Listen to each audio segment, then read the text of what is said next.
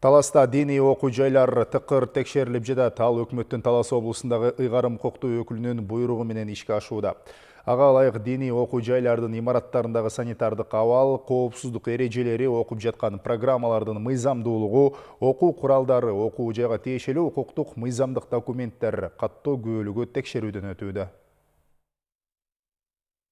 Облустагы тиешелүү 12 мекеменин өкүлдөрүнөн түзүлгөн комиссия алгач текшерүүнү мына бул белгилүү медреседен баштады. Устаздык болсунбу медресе? Бул медресенин ачылганына 24 жыл болуптур. Окуу программасын Кыргызстан мусулмандар дин башкармалыгы бекитет. Мындагы бүтүрүүчүлөрдүн көбү облустун райондорундагы мечиттерге имам болуп дайындалышат. 3 жылдык стандарт программа. Бул Кыргызстан мусулмандар дини башкармасы тарабынан бекитилип берилет. Бул жердеги окуган балдар негизи өздөрүнүн кызыгуусу, өзүнүн макулдугу жана ата эненин арызы менен кабыл кылынат.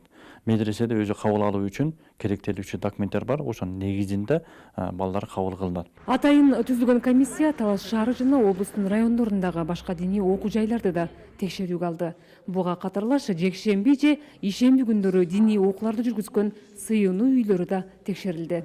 Өспүрүмдөр дин багытына аябай көп көңүл бурулуп жаткан учуру ошол жаш өспүрүмдөрдүн дин багытында туура багытты кабыл алса, ушу экстремизмге, радикализмге болуп кетпесе деген максат менен областтык деңгээлде бүгүнкү учурда өкүлчүлүк тарабынан буйрук чыккан. Ошол буйруктун негизинде ушул диний билим берүү мекемелерин толук текшерип жатабыз. Талас областык иштер башкармалыгынын кызматкерлери тарабынан дагы мектептерге жана ушундай медреселерге барып тиешелүү лекцияларды өтүп жатат. Азыркы убакта диний агымдар жана тыюу салынган окутуулар көбөйүүдө. Биз балдарыбызды аны билбей эле балдарыбызды окутабыз. Андан кийин кеч болуп калгандан кийин тыюу салынган диний агымдар турбай деп байкап калабыз да. Бирок эң коркунучтуусу биз уже кеч болуп калгандан кийин балдардын рухий дүйнөсүн уже башкачалар көз карашта карап калышат дагы. Биз аны өзгөртө албайбыз, кеч болуп калат. Диний окуу жайларды көзөмөлгө алып текшерип туруу керек. Жана ошондой эле алардын жанагы жатаканаларын, ичкен тамагы дагы эң маанилүү.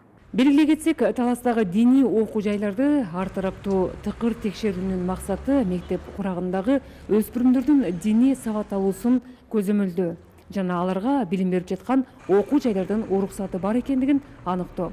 Учурда облус боюнча жалпы 5 диний окуу жайы бар. Ал эми текшерүүнүн жыйынтыгы 10 мартта билдирилет. Салика Сариева, Нуразил Акышев, Коомдук 1 каналы, Талас облусу.